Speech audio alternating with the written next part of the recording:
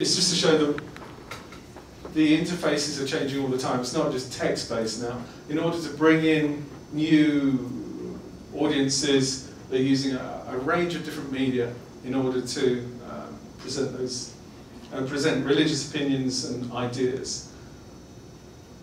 If you want to find out more about that one, if you take a look at the chapter in that book, then that sort of unpacks it in a great more detail. So use of Twitter and social media by the order is now very commonplace. I can't do a presentation about Islam and religious authority without talking about jihad. I can do several presentations on ideas about electronic jihad, but just it has to form part of any equation when looking at ideas of religious authority. I talk about e-jihad, electronic jihad, throughout my works. Of course, the term can include a lot of different things. Hacking in relation to Islam, I've looked at that. The way in which the internet is applied for recruitment purposes, logistics, fundraising, marketing. The way in which definitions of jihad vary across different websites and from different organizations, and the way in which different interfaces are used in order to bring in new members. It's very topical in relation to Syria at the moment, the way in which social media is being used to draw people into the conflict in Syria. People from Britain, other parts of Europe have been going out to Syria because of what they've read on the internet. The internet has become an important channel for that. Whether you define that as jihad or not, maybe that's a question for another time. But e-jihad has been very, very significant. And of course, post 9/11, we saw a great deal of activity. This is an example of one of the early portals, jihad portals. The founders of this particular portal were deported to the United States. I think it was last year, but this snapshot comes from about 2000, Azam Publications. An early portal where they put in film from Chechnya. Nobody had heard about the conflict from Chechnya really before until they saw it online, the mainstream audiences. It was a way of bringing in different conflicts and different worldviews under one banner. And this was a site which promoted ideas of jihad in Afghanistan. Over time, again, we see an evolution in the way in which multimedia is being used by jihadi organizations and platforms. And Al-Qaeda have made good use of multimedia over the years in order to promote their objectives and explain their activities through a variety of sites and also through a variety of other interactive options as well. We saw the development, for example, of newscasts by the GIMF, the Global Islamic Media Front, where they're bringing a variety of news stories all under one particular banner. There was the Dirty Kuffar Sheikh Terror rap video. Anybody ever seen that one? That's quite an interesting one from about 10 years ago. And more recently, Al-Waki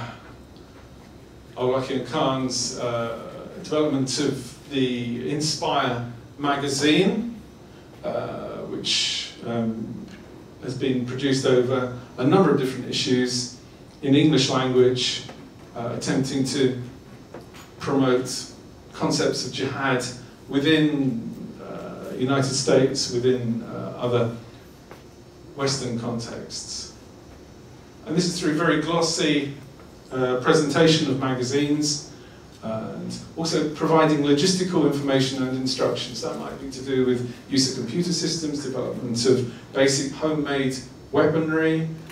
What to expect on jihad was an article which explained the type of equipment an individual would have to take, what happens when one gets into the battle zone, and so forth. Al-Waki and Khan, of course, were hit by a drone missile a few years ago, but their output continues to appear online. It still hasn't been shut down despite the attempts of various security organizations and platforms. So you'll still find a number of his statements presented online in different ways. Other people have also got in on the act. And you might say, well, this is very abstract. It doesn't really have any bearing on contemporary contexts. But of course, the magazines are being cited in a number of different legal cases and other cases, as well as reflecting news stories that have taken place. Something on encryption there. Over the years, they were cited in relation to the Boston bombings and also in relation to the attack on the soldier in Woolwich, just as two examples of how the magazines have been seen as instrumental in things that have taken place. They also have operational information as well, promoting different ideas in relation to so-called jihad. If you're thinking about downloading these magazines, do take care, by the way. It's not recommended that you put them on data sticks or on your laptop if you're thinking of travelling anywhere. Just as a health warning, if you're doing research in this area, if you're studying this subject, keep them on something separate, because if you have them on your laptop and you go to the United States and they open your laptop and see them there, you might spend longer in customs than you really planned to do so. So keep them somewhere discreet. The legality of holding these magazines is also problematic as well. So in some states, it's illegal to have these magazines. I've got them for research purposes. So I'm showing you a number of covers there, as are lucky again. I just wanted to get through to the, as we're running out of time, the pictures of Boston, which featured on these particular magazine. Seems to be taking its time on this one.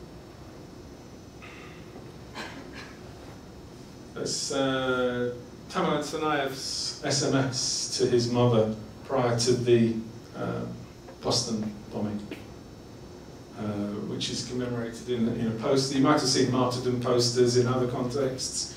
If you studied, for example, in relation to Palestine, the martyrdom poster has taken a strong place online in various different jihad contexts, and Inspire magazine makes good use of that. I mean, it's very basic graphics, anybody can do it on a laptop, but they still show an edge of sophistication. This one commemorated, in quotes, the attack in Woolwich, which also, the principal attackers were very aware of the importance of social media too for presenting their cause. They made sure there was somebody there with a phone to record their statements, and they appeared very quickly on social media, of course. So the Inspire influence, and magazines like it, is profound, which is why so much effort has been made to try and shut it down, because individuals such as this use the magazines and other online fora in order to develop their messages and to reinforce what they were going to do, and also to help with the logistics as well. So this is Tamerlan Tsarnaev's, some of his online activity in relation to videos. You won't find that online. No, it's quite interesting, his playlist. Okay, so if that all sounds very negative, which it is, okay, just to conclude, I thought I'd do something a little bit more positive, just to show you how social networking is being used and internet networking is being used within contemporary context. And some of you might have seen this already. Anybody seen this? One or two? Yeah. Okay, so I'll just show you, if I can get this to work. You got online access? I do, yes. I have to use the microphone to get the speaker. See if we can get this going. What this is, for those of you who haven't seen it, this has been trending over the last week. I mean, it's very different to the jihadi material I was showing before. You might know the Farrell song, Happy, but this is a version that's been produced without the adverts. Oh, let's just get past that. Perils of doing this. By the Honesty Policy, it's a collective in the UK. They've done a version of this.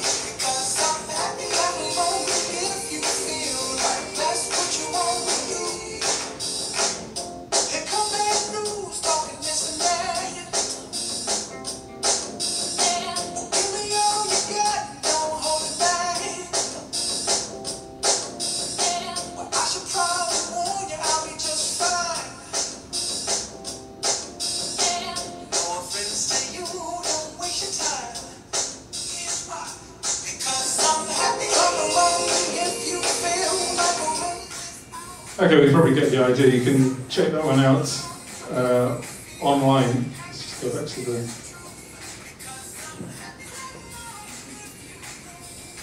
What's interesting about this is that within about a week, it generated 1.3 million hits.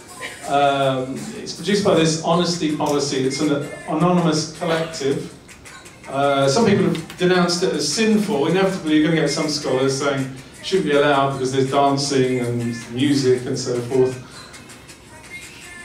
It's interesting because it features Sheikh Abdul Hakim Murad, otherwise known as Tim Winter, who's theologian at Cambridge University. He had to deny that he was unhappy with the video, actually, but as a scholar, you really shouldn't be part of this sort of thing, but he saw it as a very positive thing. He said, "I'm delighted to see the outcome of the Happy British Muslims video, which has unlocked a remarkable tide of goodwill around the world and significantly tilted the image of Muslims among many skeptics. Islamophobes must be grinding their teeth to see Muslims of different races and age groups united by happiness. No one will produce a Sharia argument against jumping for joy." So that was his reaction. In terms of the internet and Islam, this is merely the latest in a long line of developments. It demonstrates a web literate and active network. It shows the way in which people are tuned in to social media and how social media can be applied to present atypical representations of Islam, countering stereotypes. It's also inspired some other versions as well. The Muslim Public Affairs Council are putting together a version. Chicago Muslims have already put together a version. And that's it. It's been a very quick snapshot. I'm aware that many of the things I should have said I haven't had time for, but if you've got questions or comments, I'd appreciate them. Any further information you'll find on my website, which is virtuallyislamic.com. I've also got a blog that you'll find. I generally try to keep that updated, except when I'm travelling. And that's it. I hope you found some of it interesting. Thanks for listening.